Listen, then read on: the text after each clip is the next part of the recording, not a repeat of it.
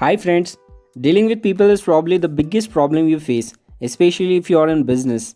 Yes, and that is also true if you are a housewife, architect, or an engineer. Research revealed that even in such technical lines as engineering, about 15% of one's financial success is due to one's technical knowledge and about 85% is due to skill in human engineering. The highest paid personnel in engineering are frequently not those who know the most about engineering, but the person who has technical knowledge plus the ability to express ideas, to assume leadership, and to arouse enthusiasm among people. That person is needed for the higher earning power. So here's Tezbrains provides you 6 ways to make people like you, depicted in the book How to Win Friends and Influence People by Dale Carnegie. Before that, if you haven't subscribed to our channel, please do subscribe it to get updated with all latest contents on weekly basis. So let's get started.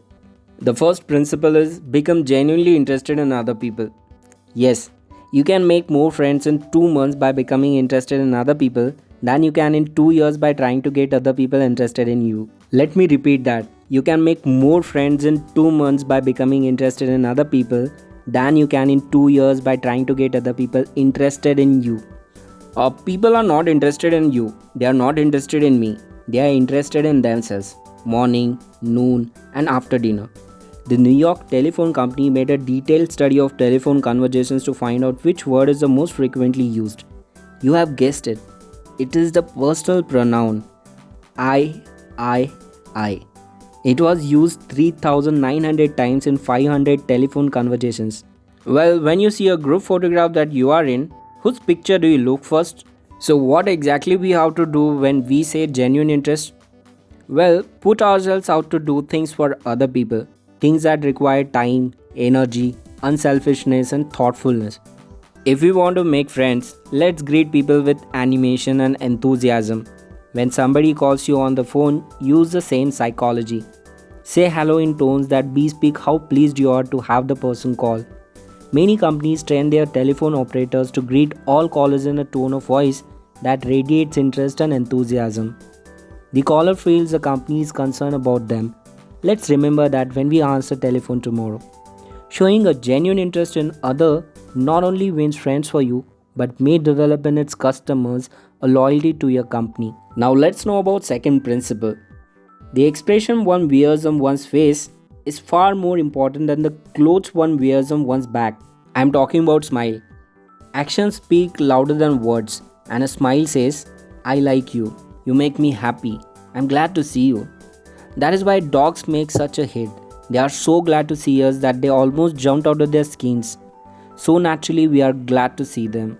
Professor James, a psychologist at the University of Michigan, expressed his feeling about a smile. People who smile tend to manage, teach, and sell more effectively and to raise happier children. The effect of a smile is powerful even when it is unseen. Telephone companies throughout the United States have a program called Phone Power, which is offered to employees who use the telephone for selling their services or products. In this program, they suggest that you smile when talking on the phone. Your smile comes through in your voice. Friends, next principle is really interesting and truly important, and that is remember the person's name. Jim Fairley discovered early in life that the average person is more interested in his or her own name than in all the other names on the earth put together. Remember that name and call it easily, and you have paid a subtle and very effective compliment. This principle of remembering and honoring the names of friends and business associates was one of the secrets of Andrew Carnegie's leadership. He was proud of the fact that he could call many of his factory workers by their first names, and he boasted that while he was personally in charge, no strike ever disturbed his flaming steel mills.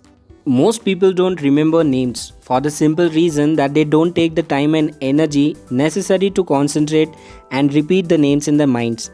They make excuses for themselves. They are too busy. But they were probably no busier than Franklin D. Roosevelt, and it took time to remember and recall even the names of mechanics with whom he came in contact. He knew that one of the simplest, most obvious, and most important ways of gaining goodwill was by remembering names and making people feel important. Yet how many of us do it?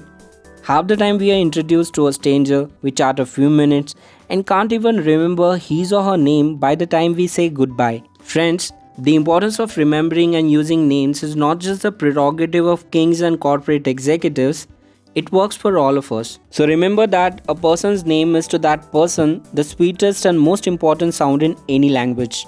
Now, next principle is to be a good listener. People who talk only of themselves think only of themselves. And those people who think only of themselves, Dr. Nicholas, longtime president of Columbia University, said, they are hopelessly uneducated. They are not educated, no matter how instructed they may be. So, if you aspire to be a good conversationalist, be an attentive listener. To be interesting, be interested. Ask questions that the other person will enjoy answering. Encourage them to talk about themselves and their accomplishments. Remember that the people you are talking to are 100 times more interested in themselves and their wants and problems than they are in you and your problems. A boil on one snake interests one more than 40 earthquakes in Africa. Think of that the next time you start a conversation. Be a good listener. Encourage others to talk about themselves. Now let's know about next principle. Talk in terms of other person's interests. Yes, when we start our talk by their interests, we make others agreeable. Is this a valuable technique to use in business? Let's see. Mr. Dornoy had been trying to sell bread to a certain New York hotel. He had called on the manager every week for 4 years in order to get business, but he failed. So after studying human relations, he resolved to change his tactics and decided to find out what interested this man, what caught his enthusiasm. He discovered he belonged to a society of hotel executives called the Hotel Greeters of America. He not only belonged, but his bubbling enthusiasm had made him president of the organization and the president of the International Greeters. No matter where its conversations were held, he would be there. So when he saw him the next day, he began talking about the greeters. In the meantime, he had said nothing about bread, but a few days later, the steward of his hotel phoned him to come over with samples and prices.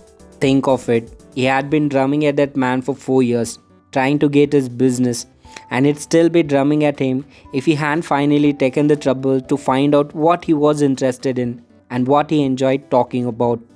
Now let's know about sixth principle. There's one all important law of human conduct. If we obey that law, we shall almost never get into trouble.